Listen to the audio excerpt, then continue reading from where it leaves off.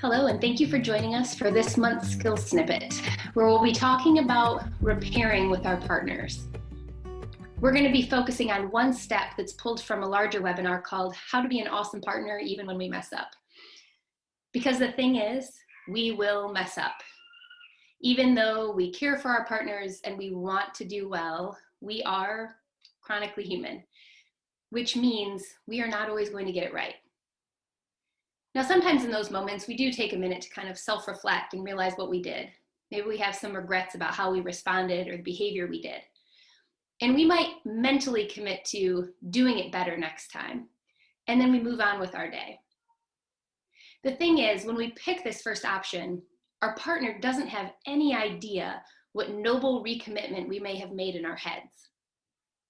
That means that while we move on with this sense of setting a new course, we might be leaving our partner just kind of walking around still with a sense of hurt or anger or resentment. There's no repairing that's actually taken place. Other times, we might go to our partner with an apology. We maybe say sorry, or we might even go so far as to say sorry and name the explicit behavior that we are sorry for. In the webinar, we talk about a third option that takes it just one step further. When we find that we have behaved in a way that we regret, when we've behaved in a way that doesn't align with the message that we want to be sending our partner, we can go to them and apologize for the behavior, but then also say what we wished we had done instead. And I love that. I think it achieves a couple of different things. First, it shows your partner what could be instead of just what I hope won't happen again. It also provides a bit of commitment and accountability because now you both, as a partnership, can begin to set new patterns and expectations for how you want to communicate. So let's take an example. Let's say I have had an awful day. Maybe things are stressful. I might be hurt by something that happened, frustrated about something, whatever it might be. Let's just say I'm not in a great space.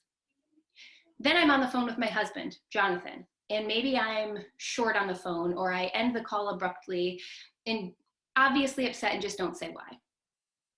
I could, after the fact, think, man, I wish I hadn't done that, right? That wasn't very fair. I need to do better next time, which again, does nothing for Jonathan. Or I could go back and say, hey, I'm sorry that I ended our call so abruptly. But the third option might sound something like this. Hey, I'm sorry that I got off the phone so abruptly. I should have just told you that I was having a really bad day and asked if I could take a little bit of time to call back when things had settled down. So let's think about that. All of those little moments, because let's be honest, we probably all have a lot of little moments like that, where we have an opportunity to repair in a way that is vulnerable, builds trust, and also helps us to identify how we as a partnership want to move forward. Examples like, hey, I'm sorry that I challenged your parenting decision in front of the kids. I wished I had waited so we could have had a conversation together because I know being a united front is important to both of us. Or hey, I wish I hadn't insulted you. I'm really sorry.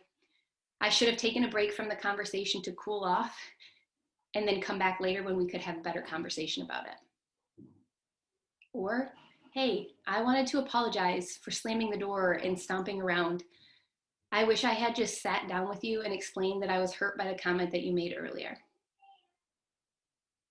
They feel a bit vulnerable, don't they, when we say it that way?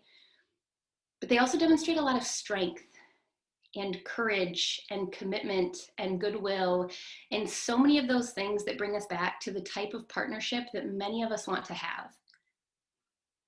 Now, while we don't have time in this particular snippet to dive into it, I do want to add that just because we have taken the time to level set our emotions in order to deliver a repairing message like the ones we talked about today, it doesn't necessarily mean that our partner, who may feel hurt as a result of the behavior we chose, will be in a calm state right after we deliver our message. So I would encourage you that whether your partner responds with defensiveness or hurt or anger, that we choose to offer them the most helpful thing that we can, which is to listen to listen to understand, and to listen to connect. Thanks for tuning in for this month's snippet.